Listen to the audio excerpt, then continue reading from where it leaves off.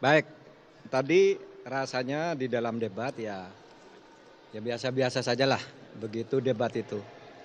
Itu penilaian setiap orang berbeda, tapi saya sendiri merasa bahwa saya sudah memberi yang terbaik untuk debat ini. Nah, oleh sebab itu karena ini debat terakhir untuk Cawapres, saya ingin sampaikan terima kasih kepada Pak Jokowi karena 5 tahun yang lalu atau 4,5 tahun yang lalu beliau meminta saya menjadi Menko Polhukam. Saya semakin banyak belajar dan tahu bahwa beliau itu sangat peduli terhadap kesejahteraan rakyat dan kebaikan rakyat. Itulah sebabnya pada tahun ini saya bersedia pula ketika diminta menjadi cawapresnya Pak Ganjar Pranowo, karena apa yang saya peroleh selama menjadi menterinya Pak Jokowi itu bisa saya lanjutkan di zaman atau di dalam tugas-tugas Pak Ganjar Pranowo kalau sudah menjadi presiden nanti, karena Pak Ganjar dan Pak Jokowi itu sama-sama merupakan presiden rakyat. Itu aja. Kalau dari Pak Ganjar, ada tanggapan terkait penilaian tadi penampilan debat dari Pak Mahfud MD? Bagus lah. Karena untuk pertama kali saya kira Pak Mahfud menginspirasi. Ada pertanyaan yang harus dijawab, tapi beliau sampaikan tadi, ini pertanyaan nggak perlu dijawab. Dan itu menginspirasi. Saya melihat, oh iya ya kadang-kadang pertanyaan itu tidak perlu dijawab gitu ya. Dan beliau sampaikan secara terbuka, menurut saya itu bagus untuk mengedukasi semuanya dan Pak Mahfud menyampaikan dengan firm betul itu. Baik, terima kasih Pak Ganjar, Pak Mahfud. Tapi kita berikan kesempatan untuk teman-teman media. Boleh yang paling ujung? Silakan sampaikan nama dan dari media mana. Perkenalkan saya Laura dari TV One, mau tanya buat Prof. Mahfud. Tadi kata Gus Imin, Prof lawan debat yang baik. Kalau bagi Prof. Mahfud sendiri, siapa lawan debat yang baik dan kenapa? Kemudian terus tadi ada pertanyaan dari Mas Gibran yang dibilang receh-recehnya gimana Prof? Terima kasih. Gini, semua lawan debat itu menurut saya baik. Dia atau mereka sudah mempersiapkan diri, seperti halnya saya juga. Soal pertanyaan receh itu, ya bagian dari gimmick aja. Karena dia kan juga gimmick kan, sesuatu yang ditanyakan, lalu dianggap, oh bukan itu pertanyaannya. Padahal pertanyaannya memang itu. Nah, saya katakan ini kok jawabannya receh banget, enggak usah dilanjutkan saya bilang.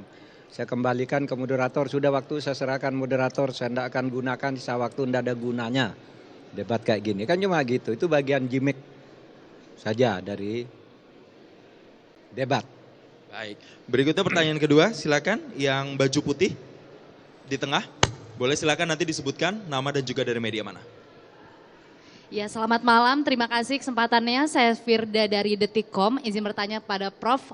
Tadi soal pertanyaan dari rival Anda, Gibran Rakabuming, soal greenflation yang Anda menolak menjawab, yang ternyata menolak menjawab tadi Prof bilang karena gimmick juga. Kalau begitu boleh dielaborasi soal komitmen Anda dan Mas Ganjar soal greenflation yang merupakan konsekuensi dari transisi ramah lingkungan yang kemudian menciptakan suatu krisis gitu, greenflation.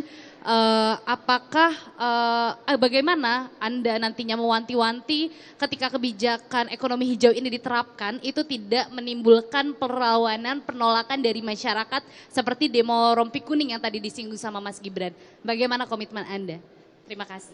Gini, saya bukan tidak mau menjawab, saya sudah menjawab dengan benar. Tapi dia yang tidak ngerti konsep itu.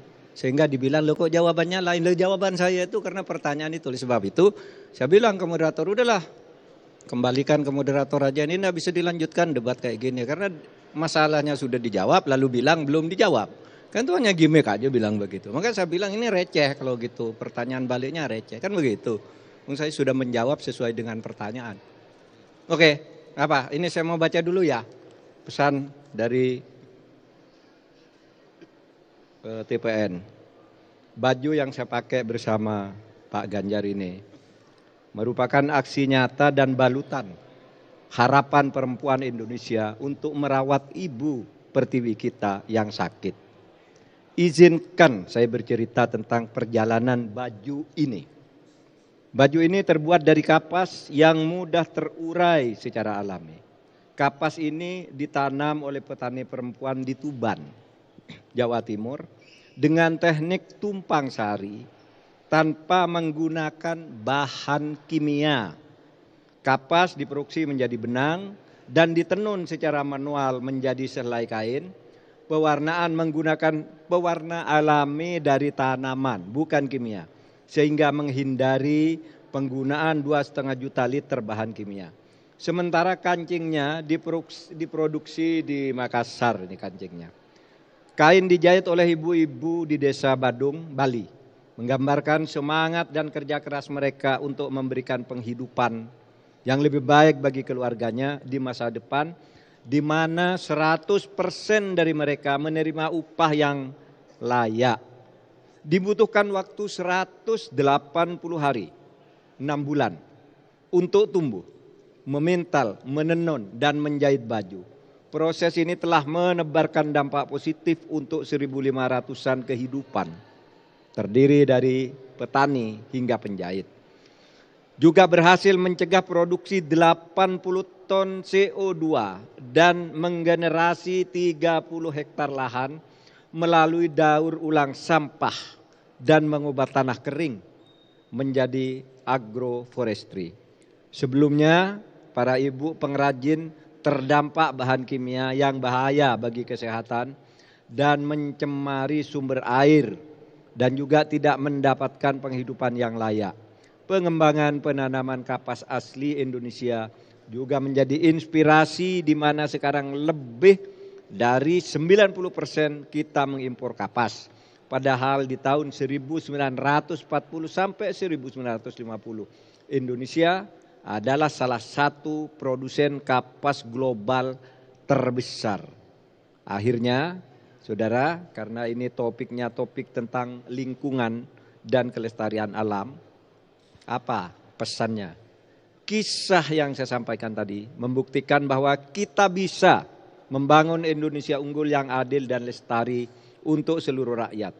Kita bisa hidup layak dan berkembang di rumah kita sendiri dengan menjaga kearifan lokal dan keberagaman. Pembangunan ke depan harus melihat bukan hanya aspek ekonomi, tetapi juga lingkungan dan sosial untuk sebesar-besar kemakmuran rakyat. Cukup ya? Baik, terima kasih.